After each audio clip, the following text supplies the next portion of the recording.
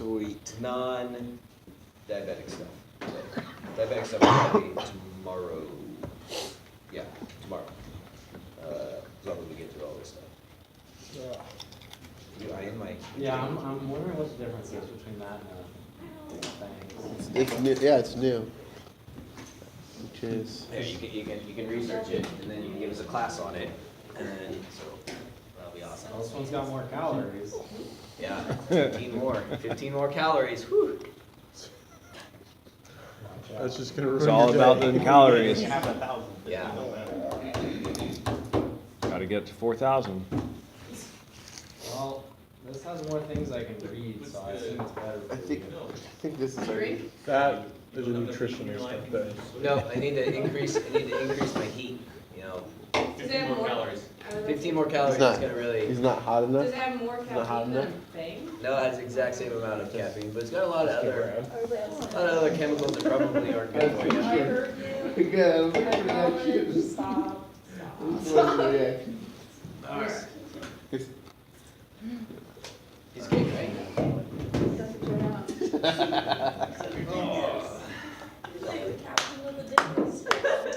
Alright, neuro assessment, neuro emergencies. When we think of neuro emergencies, what are we thinking about? Stroke. Or Something with the brain. Something with the brain, something that's affecting the brain, or what? the neurological pathways from the brain to the extremities. Motor functions. Right, so basically, so your brain or your spinal cord, right? So anything that affects anything like that. So anything neurological, so we can have numbness, paralysis, tingling, anything like that in the feet, extremities, anything like that. And we're automatically gonna start chalking that up to neurological stuff. Isn't that right, Blake? See ya. All right, Blake has officially dropped the class. Anybody else? Going once, going twice? No. Sure, why not? Here we go. Hey, let's make this easy, right? All right, so mortality rate is 25%. Is that a high percentage? Yes. So if you stroke, if you have some sort of neurological emergency, you have a 1 in 4 chance of not surviving. Why do you think that is? You can't do anything about it in the field. The type of stroke? Pretty much about it in the hospital. Most of them don't recognize it off that. Right, so when we think of stroke, what do we think of as a normal presentation? Face Conjugate droop, gaze. face droop, One side slurred opposite. speech. Really? That's what you guys think about? Well, those are symptoms. All right. We'll get to a little bit more Age, specific stuff. yeah. All right, risk factors. Age. What do you think? The older you get, the more likely you are to have stroke? Yep. Why? Things get weak. Because of all the other things underneath it. No, we're just talking just age. We're not advancing Right. yet. Your blood In vessels fact, get the weaker. older you get, the more problems you age have. too. Okay. So gender, does that really have is that a risk factor? Is that a significant risk factor? Could be. It's on there. It's on there. Good. So, Maybe I'm just randomly putting stuff up there just to make you guys good. like I have to like second my guess. clip art family. Huh? Yeah, save the family. That looks like I mean, they're- you know, That looks like a guy who's got hypertension. He looks like they're trying to do. That guy definitely has hypertension. Definitely looks I mean, like. three kids will put you over the edge every time. Anybody in here have 3 kids? Oh, thank you, okay. Whew. Like, over the edge every time. You know, I just gotta say, game changer number 3 changes everything. All right, hypertension. Why does that increase your chances of a stroke? Get an aneurysm or eventually hemorrhagic. So how do the blood vessels normally work in regards to increasing and lowering blood pressure? They constrict and dilate. So they're elastic, right? So what happens when you have an old pair of sweatpants that you've had forever, and you gain weight, you lose weight, you gain weight, you lose weight, and what happens with that elastic band? It's just big. It gets stretched out and gets big, right? Yeah. And then what eventually happens with that It elastic breaks. band? They Does it break break, down? yeah. It breaks down, right? You lose the elasticity, right? So when you have hypertension and you're always stretched out, right, it loses that elasticity to the point where what starts to happen then with that blood pressure? R goes up. It's Aneurysm. less. It Right, so blows. then you start to create aneurysms, right? And then as you create these aneurysms, what kind of thing happen? Hemorrhagic stroke. Ah, bad day, right? Then you're not doing too hot. So then we go back to that 25% mortality, right? So hemorrhagic stroke, what do you think? Do you think that's gonna go up in percentage for mortality? Yeah. Well, I have a question. Yes, yes. So, I like questions. yes, so it's actually, someone gave aspirin. Idiot. Or, what was a doctor? Of course, even more of an idiot. He's like, yes, this is my mom. Her risk factors are hypertension. I think she's having a stroke. I gave her 325 milligrams of aspirin. And I was what's like, this? I was like putting it together. I was like, wait. So you don't think it's a clot because it'd be hypertension, right? So it'd be like a hemorrhagic stroke. No, he Would be does the- think it's a plot. for hypertension. He said the risk factor was hypertension. So I'm trying to think why he gave aspirin. I mean, he's a doctor. He can do what he wants. Right. Was he a doctor of dentistry I did not ask. or a doctor of chiropractor? He said, "Hi, I'm a doctor. This is what I did." I'm Yeah, like, so the first thing you need to do is you need to figure out what kind of doctor they are, because you get some complete, not intelligent doctors in regards to pre-hospital emergency treatment kind of stuff. Right, so. Yeah, I didn't why- question it. I was just like, Yeah. "Oh, he Yeah, gave when aspirin." people say doctor, the first question I ask be like, oh, so what are you a doctor of? Did not ask. They're like, oh, hey, like I got some crazy doctorate of physical therapy or something like that, right? Or Russian literature. Yeah.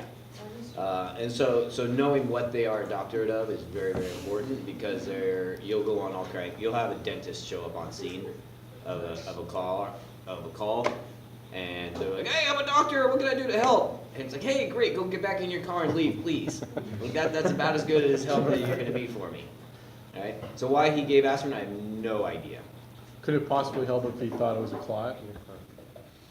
Well, if it's a thrombosis, yes. But if you are, He said specifically hypertension was the risk factor. yeah, no, because does aspirin work on hypertension? No. No. Maybe he knew something. I Yeah, have no idea. so I think he's just crazy. Randomly, he watched a commercial sometime and thought that, hey, there's some sort of aspirin, bare aspirin goes good for somebody that's supposed to be going to be dying, Well, he right? said like this other stuff that just went like. I was like, "What Go get in your car and leave. We'll meet you there. We would never give aspirin to anybody having a stroke, right? Because you're not gonna be able to tell the difference between a thrombosis and a hemorrhagic stroke, right? Because what happens if you give aspirin to somebody that's having a hemorrhagic stroke? Probably not doing too You'll great. bleed out Right? even more. Yeah, they're just gonna cause the bleeding to occur more, right? Which is gonna get worse and worse and worse.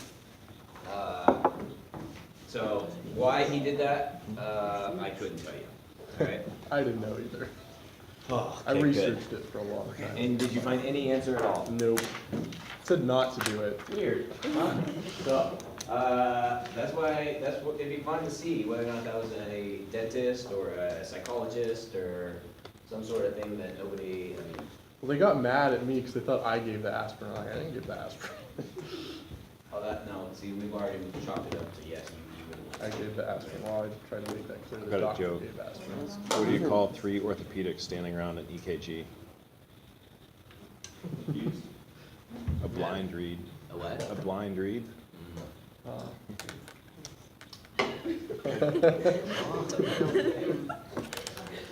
Oh, man. alright, TIAs, what are TIAs? Transient ischemic accident.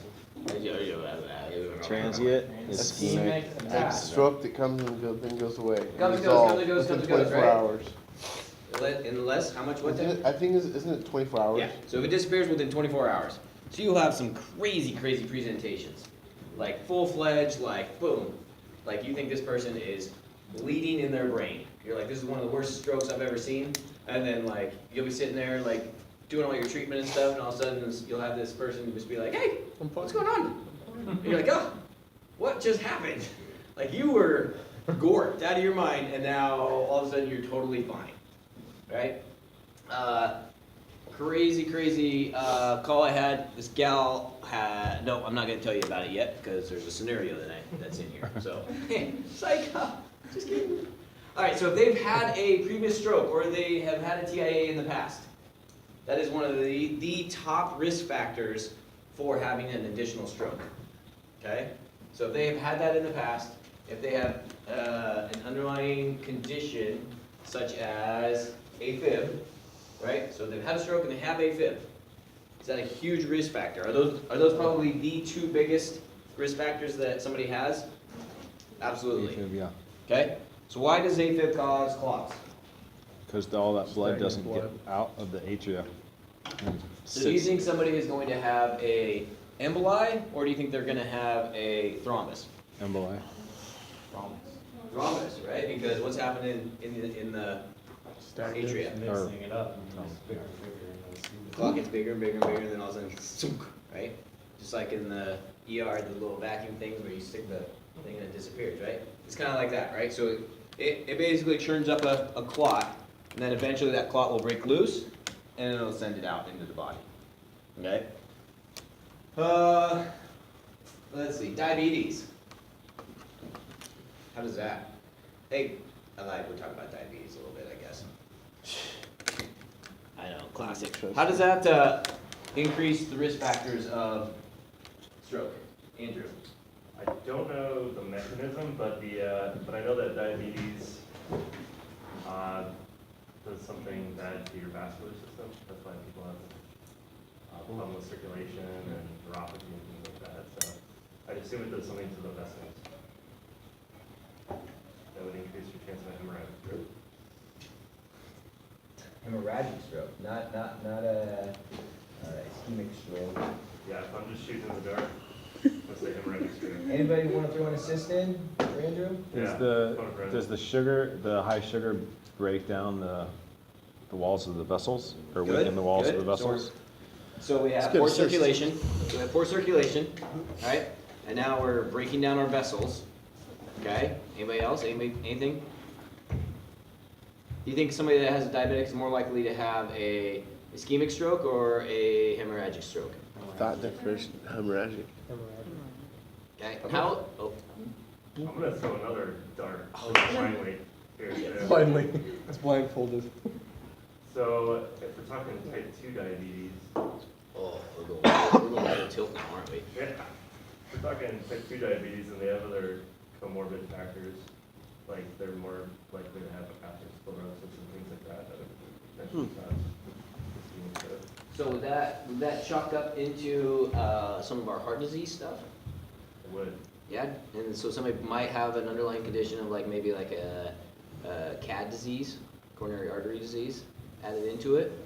I'm just Oh, shooting. and then you got these crazy little clots, the sclerotic clots that are in there that boom can break off, right? Yeah, And so now you can shoot those around into the bloodstream, into the brain. Yeah, that's, yeah. from half you're doing a words. good job throwing darts, man. Have you ever gone to a bar and like tried to like play for No money? problem, but- You should play for money, really. I mean, all right, so exactly that type of thought process, okay? So poor circulation, increased vascular resistance due to the heart condition associated with it, and then the sugar levels destroy the linings of the vessels, all right? So pretty significant risk factor, but then if you take diabetes, diabetes is a huge risk factor for virtually any medical condition that's out there, right? Because it's just really, really hard on the system, all right? Is that more so type 2? Yes, yes. All right, so injury or death to the brain tissue due to an interruption of blood flow. And those interruptions can be caused by air embolisms, thrombosis, anything like that, right? An air embolism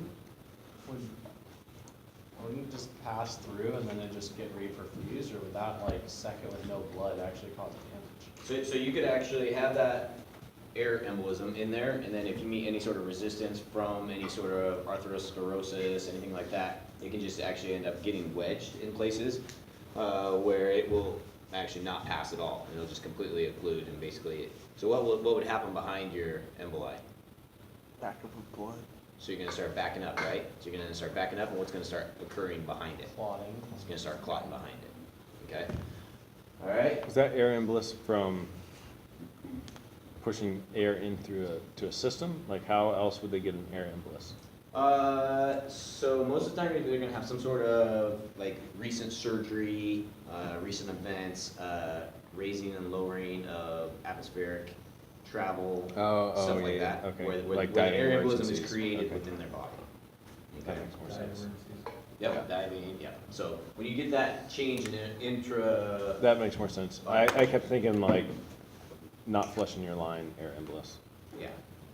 I mean, you could with a whole bunch, Right. right? Not like the movies where they take a Yeah. small little syringe. Here comes the bubble. Although I think it's kind of fun to like pretend, like be like, hey, this is what we're gonna do. We're gonna kill you with this syringe. You see that little bubble? It's coming. It's coming. You do that for your anxiety patients? Yeah. Dude, And then- I love anxiety patients, man. I mean, and anxiety patients love me. Yeah. Oh man. Like, see, I brought your anxiety up here, so now your baseline doesn't seem so bad. Dude, I had a full-fledged crazy lady yesterday. Like, it was like, You're in the Whitaker. I was in the Whitaker, but I was a little north of the Whitaker. This lady, like, it was awesome because I had Raleigh with me, so that's always fun. But there was another brand new dude just off probation who was kind of teching it, and finally I'm just like, I'm listening to this lady, and I'm like, because it was an MBA, and I'm like, hey Raleigh, come here. I'm like, will you get in the back with him? I was just like, I just need a second witness back there for what she's saying. And he's like, what? So he hops up in there, and this gal starts talking about how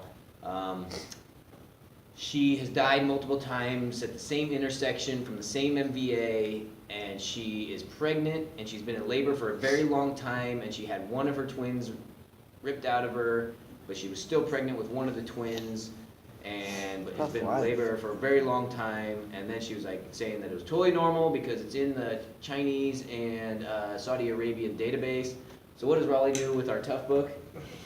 He writes it all down. He's typing along, helping this, because the new guy is like trying to figure out, like, he keeps looking at me, I'm just like, keep asking questions, dude, this is fun, I'm having fun here. And so Raleigh's like, oh, did you say this was the Saudi Arabian database? He's like, oh, stand by one. He's like, nope, I'm not finding anything. Was it the Chinese database? Yeah. Oh, nope, I'm not seeing any of this information in there. And so we go back and forth, and finally, like, she was so crazy, the tow truck showed up, and it was like towing the rig away, and finally I'm just like, okay, we need to figure out what we're doing with this lady. I'm like, are we going, are we not going, are we doing? And finally the new guy's like, I don't know what to do. I was just like, all right, this is a deal. And so we offered all kinds of options. I'm like, she wanted her little friend to go with. I was like, the friend is not coming with you. You either are going with us, or you're going with them. And so she didn't trust us because we're not trustworthy. But if we would have had the blonde-haired, blue-eyes paramedic that did the ultrasound that she trusted the last time, then Whole new The story. paramedic did the ultrasound. the paramedic did the ultrasound, and he would have been able to confirm that it was that all this was true. Yeah. So then, of course, we start thinking of all the blonde-haired, blue-eyes people on the crew, on the department, and we're like, oh, we just need to start texting these people and be like, hey, we need you on scene right now. With an ultrasound. Yeah, but it's full-fledged crazy. I mean, so I have fun with people like that. Like, I just get to have good conversations, it all makes sense to me, and it all makes sense to them, we're all in our just happy place, okay? You wonder why I didn't invite you. I know, right? I'm like, I mean, crazy people, Yeah. I could communicate with you, right? All right, strokes, onset, acute versus the slow build up, right? So what do you think the percentage is versus acute versus slow build up? I'd say acute is more thrombosis. But let's just look at strokes in general, not necessarily the Yeah. breakdown of ischemia and thrombosis, but like, are most of them acute onsets, or are most of them like oh hey, this keeps getting worse and worse and worse? I would say acute. Cute. Right, because if you go back to those like AFibs, your heart disease, stuff like that, what normally happens? Something breaks off. and Something then breaks off, it's lodged. sends it, and it immediately lodges, right?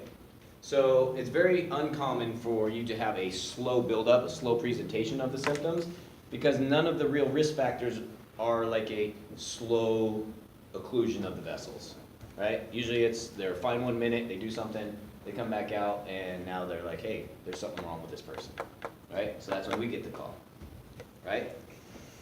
All right. Oh, hemorrhage into the brain, so we're in space. All right, so ischemic strokes, 80% of the strokes are ischemic, okay? Versus hemorrhagic. Cerebral artery is blocked, So this is basically just your emboli or your thrombosis. All right, are those fixable? Yes.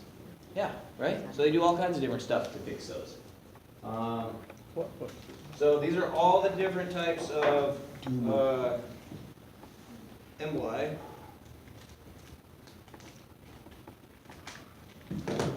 Sorry, I'll be checking that. I got a whole bunch of sick people in my house. So emboli. So you got your blood clots, right? We talked about that. Air, tumors, tissue, fat, right? So what kind of fat? And then just let's keep it legit here. LDLs. Okay. Oh, so cholesterol fat. Jeez. Stupid LDLs, HDLs. Very low. Huh? Yeah. Yeah. Yeah. Yeah. I second. Apparently he says. Thanks yeah. for agreeing with me, Yeah. Mons. Yeah. All in favor of Noah? Yep. Aye. Yep. Okay. Good. Good job, Noah. No. Okay. Tumors. What do you think? Acute or slower? Slower. Right? Because tumors aren't something that just randomly float around and break off, right? Would a tumor break off or would it slowly Nope. close It's it? going to slowly close stuff off, Constrict them. right? Kind of Slowly like increase ICP kind of thing. Right. So my father-in-law actually had this exact thing. He ended up with a brain tumor, but nobody knew anything about it until all of a sudden one day he's just like, "Yep, my left arm goes numb," and he starts left-sided, or actually had right-sided facial droop, slurred speech. So what everybody think? Stroke. On a stroke, right? Ends up a brain tumor because the tumor had gotten just big enough that it started to put pressure on those cerebral arteries. All right. So air and our blood clots. Oh, blood clots from the carotid vessels or the heart are most common. You guys ever listen to carotid bruits? Bruits? B-R-U-I-T-S? You guys even know what those are? Heard of them. You guys know what the carotid sinus massage is? Were you? Right. So the idea with the carotid sinus massage, so it used to be a method of vagal maneuvers, okay? So what you'd have to do is you'd have to take your stethoscope, listen to the carotid arteries, and you're listening for a swooshing sound. And what that swooshing sound is it's basically telling you that there is plaque buildup in the carotid arteries, right? So in that instance, you do not want to massage the carotid arteries, okay? The idea behind massaging the carotid arteries is you're trying to stimulate what nerve? Vagal. The vagus nerve, right? And so with the bruits, or bruits, whatever, however you want to pronounce it, you listen for that swishing noise, and that is a contraindication for performing the Vagal. vagal maneuver, right? Massage. And so that is one of the things where you get common buildup in your carotid arteries. And why would you think that you get buildup in the carotid arteries? Is there Phil? You're fighting gravity. One of the push-ups of the day. Carotid arteries, think about it. Oh, so that's where a majority of your blood flow goes first, right? So that's where, when you start to shunt, where does your blood go? So all of this is your primary blood flow, right? Most of your blood flows to the brain right through this little area right here, right? So you're going to end up with more blood flow, which increases your turbulence, which then increases your sclerotic buildup, okay? Then we talked about stuff in the heart, AFib, stuff like that, for your buildup inside the heart. Oh, jeez, what just happened?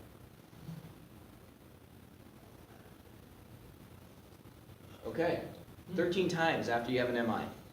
Why is this?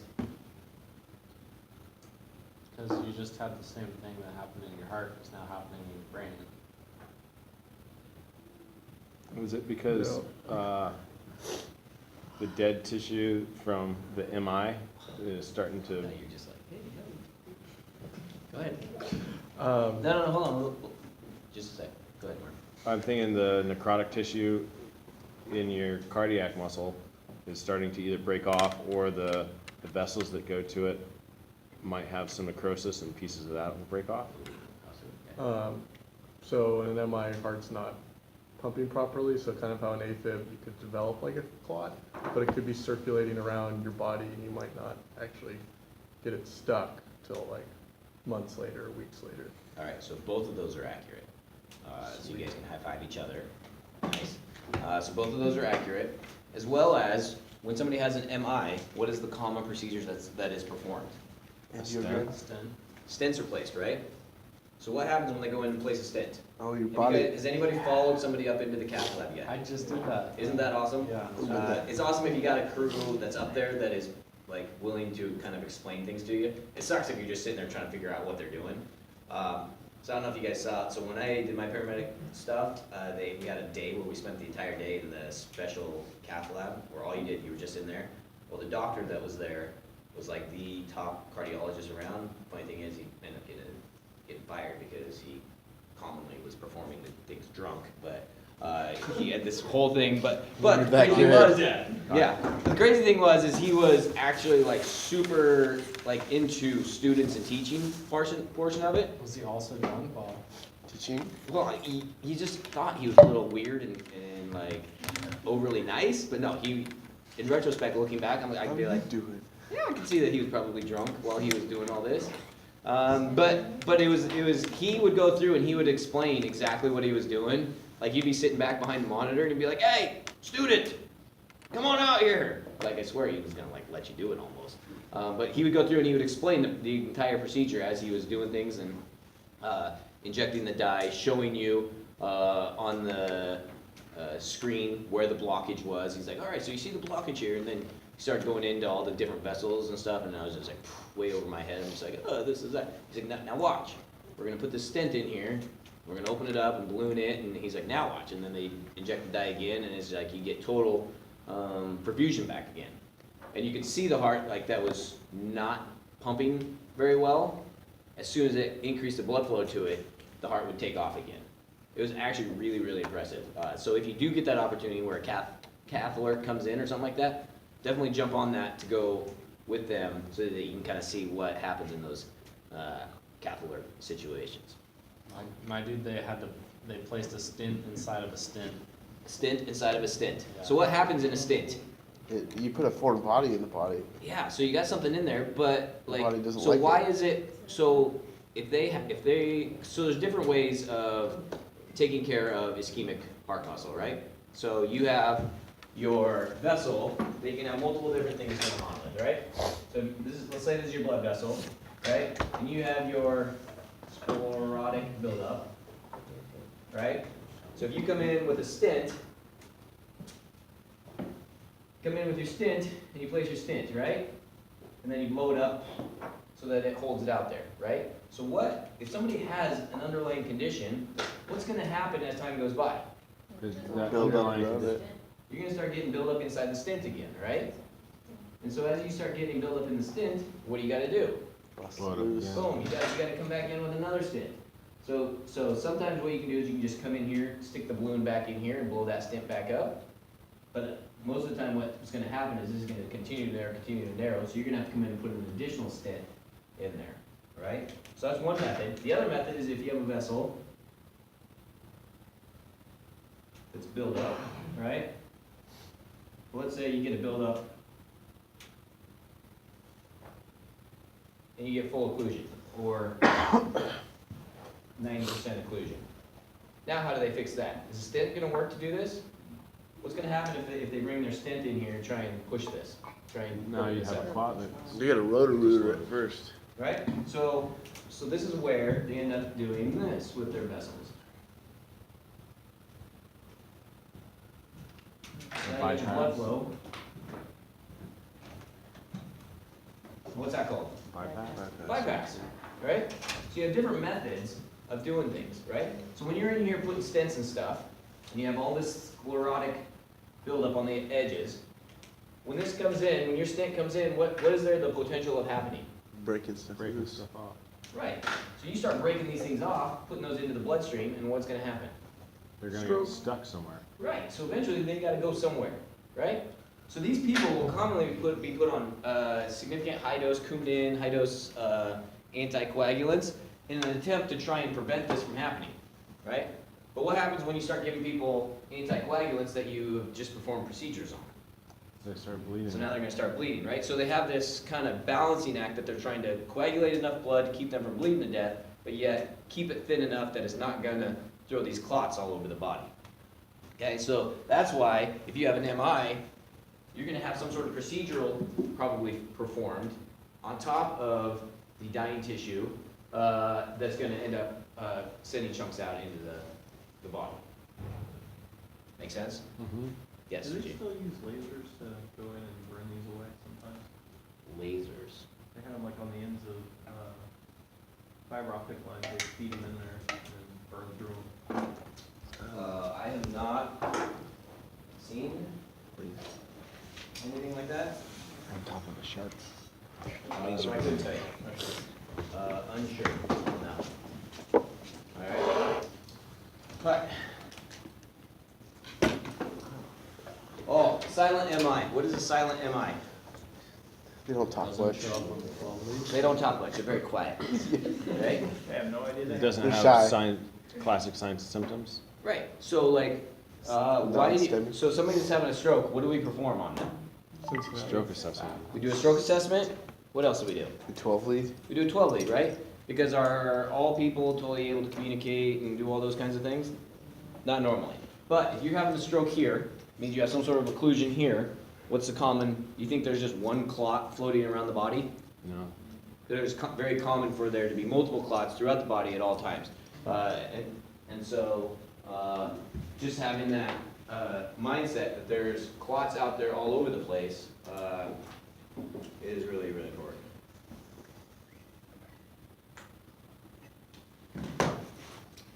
All right. Do they have the neurovirus? So it's a long story. So my mother-in-law is in the ICU now. My wife was puking like 12 times yesterday while she was in the ICU with my mother-in-law. And so, yeah, my oldest daughter, huh? That's where they kick her out. Well, no, she puked once and then left. And then from the time she went from Riverbend to our house, she puked 12 times. Wow. Between here and there. And then, yeah, she ended up, yeah, it was a debacle at my house. So B did an awesome job. Good job, B. She was in the ER. The nurses were pissed at me because, so my mother-in-law was in full septic shock, right?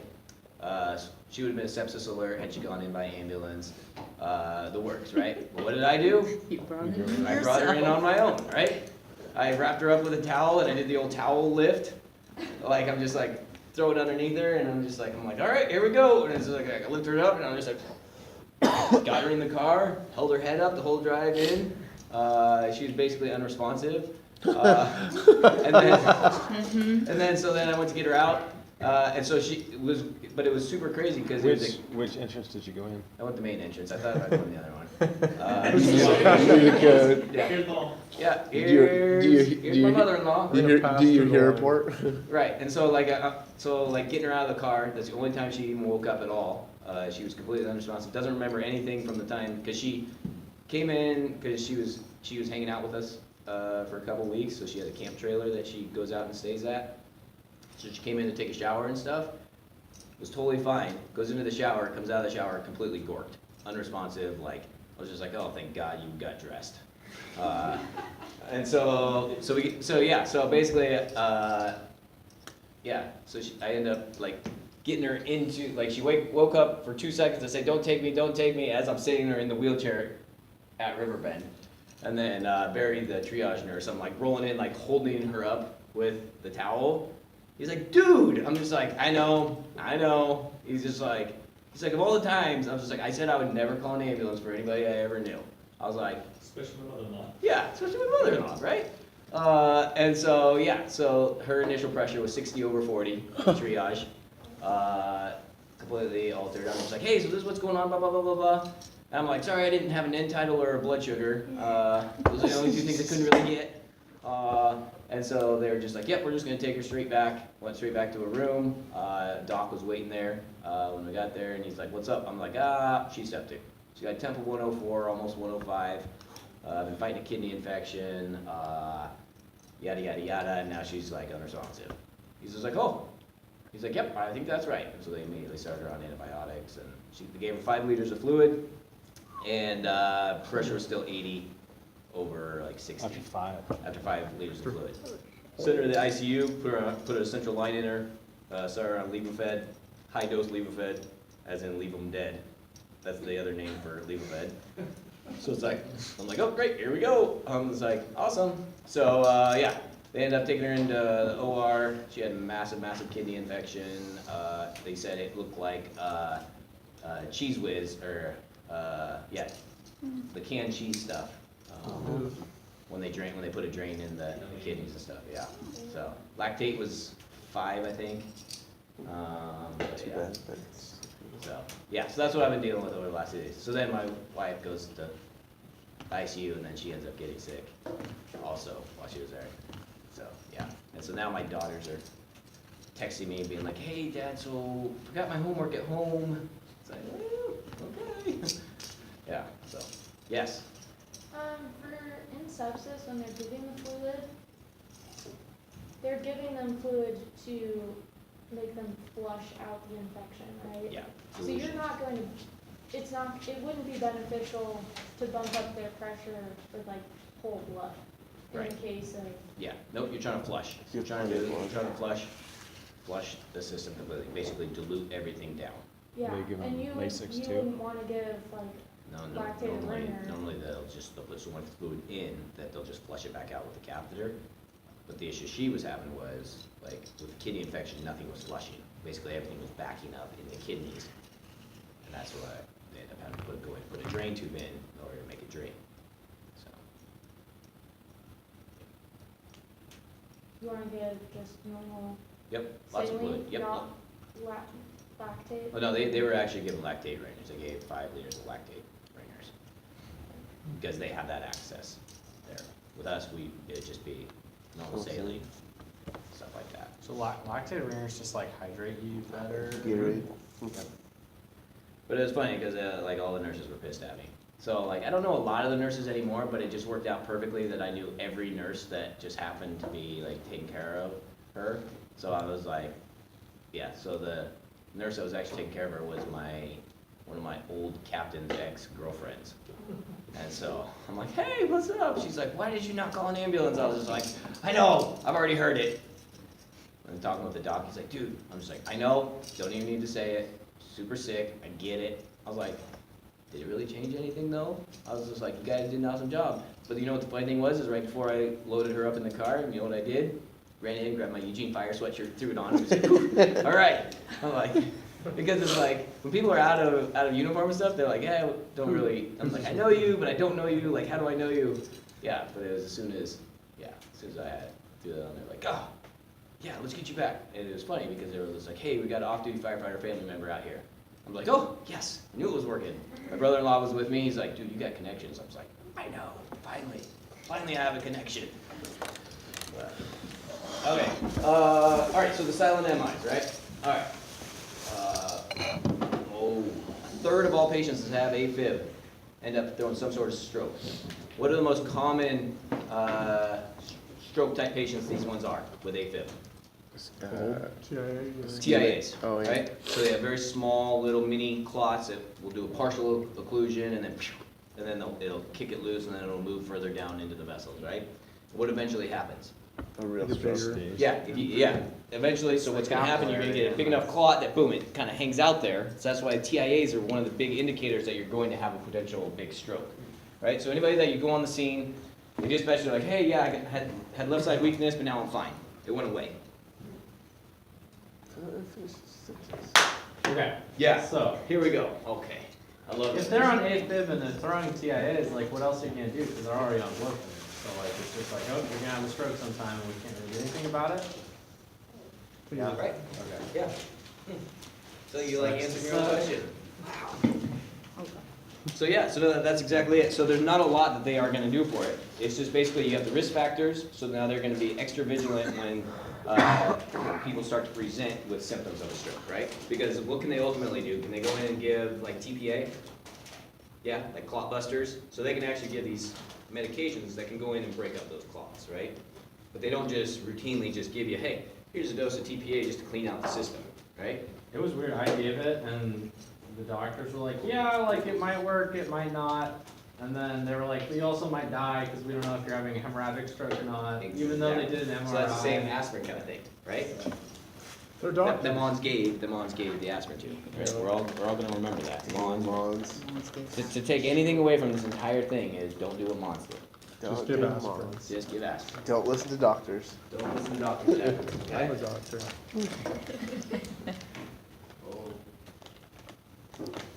Alright, okay, we got our sudden onset, headache. Headache. What other kinds of signs and symptoms would you expect here? Same with stroke, same like Cincinnati stroke scale signs. I don't know what Cincinnati stroke scale is. This is my first day, man. One, facial droop, slurred speech or inappropriate words, and Weakness. arm drift, Weakness on one side of the body. weakness on one side, On the opposite side of the body is affected. numbness, tingling, Anything really, vision changes. I mean, anything. Cranial nerve. Oh, thrombotic, bullytic. Thrombo. It's not thrombol, it's thrombus. thrombo, Because thrombolytic is the breakup Medicaid, alright. Gradual buildup, kind of talked about, can they be acute as well? Yeah, so you got your major quad buildup. The wake up strokes, right? So somebody goes to bed, right? They're totally fine when they went to bed, they woke up, and now what? now they have issues. They got these issues, right? We had one of our captains actually have this happen to him. He woke up in the morning, and he's like, man, something's not right. And he's like trying to walk down this hallway, and he's just like, wham, wham, just couldn't walk right? And he's just like, what the, and he's trying to talk, and he's like trying to do his own little stroke assessment on himself. He's like, yeah, man, I was like throwing my left arm up, and it was just like, and I'm just like, he's like, I had this weird facial feelings, facial droop, all kinds of crazy stuff happening, and I was just like, and so what does he do? He drives himself to the ER. Right? That's what we do, man. That's what we do. We just say, forget the ambulance. He's like, because he lives out in Station 11's area. He's like, there's no way in hell I'm calling Station 11 to come help me. He's like, I'm going. And so yeah, he rolls into the ER, like can't even get out of his rig. He's just like, he says like trying to drive was one of the hardest things he's ever done because he said he had like tilt his head and then kind of like do this thing and then like half of his leg like was working, half of it wasn't. And so he was just like, yep. He's like, I knew I was having a stroke. He's like, I was not calling Engine 11 to come help me though. So these are your wake up strokes. Go to bed fine, wake up. Was he okay? Yeah. So he ended up having brain surgery. So he actually, it was a bleed. So he had brain surgery, had a big old zipper on his head. It was pretty impressive. And I think he was out like a month maybe. He came back to work full active duty. And then retired about a year later afterwards. All right, so remember with our trauma, remember we talked about subarachnoids, subdurals, epidural type bleeds. So you can have any sort of hemorrhagic bleed, any of those locations. So you guys remember some of those lucid interval kind of things that we talked about with which type of a head bleed? Okay, and why does it work so fast? Oh, it was great. You started off so strong, Andrew. I really appreciate that. Faded. Alright, so is it high blood flow, arterial style bleed? Yeah, Yes. that's exactly what I was gonna say. Okay? And so do you think you're gonna present with lucid intervals with these types of things? No, Why? because it's bam, and then you're bleeding a lot. Right. So it's not like a traumatic event with a epidural bleed where you have this traumatic event and boom, it knocks you out and then boom, you're back awake, right? And then the bleed slowly takes effect. With an actual hemorrhagic stroke, you've skipped that whole first half of the process, it's boom, now you're out, right?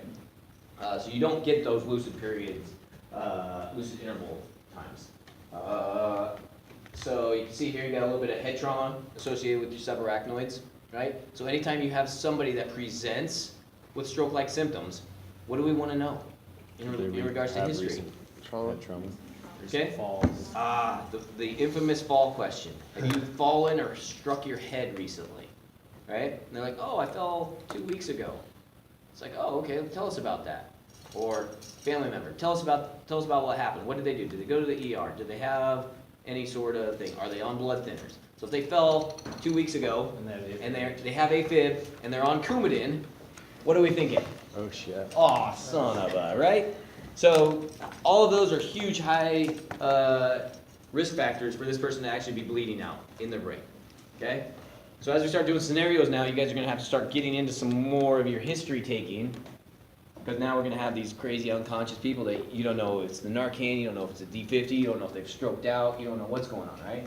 Maybe they're just sleeping, you just don't know. Maybe they're septic, just don't know. So now we're starting to give you guys some extra things to think about into your unconscious, unresponsive type patients, right? So you're gonna have to dig into some of this history stuff in regards to that. Talk about a little bit of the hypertensive stuff, right? Oh, jeez. Oh boy. Usually a sudden onset, right? Because it popped, right? Boom, this right here. Worst headache ever. If you ever hear that from a patient and they are developing any sort of symptoms at all, right? Be very, very concerned. So in the academy, when I was first got hired with Eugene, we do these whole hose pulls, right? So you grab 100 feet of 3-inch hose and you drag it, and you drag it, and you drag it. You drag it for like days. Like I was ready to quit my first day. Like I was just like, what the hell did I do? I was like, I came from a cush job. I didn't have to think, do anything like that over at Western Lane. Piece of cake, right? Like I was not stressed at all. Like the second day, I'm like pulling this hose. I'm just like, this was the worst decision of my life. Played Madden football all day. Yeah, play Madden football all day long, right? Have Derek throw the controller because he's pissed at you, right? I mean, those kinds of things. But yeah, so like towards the end of the academy, like we were doing these hose pulls, and we did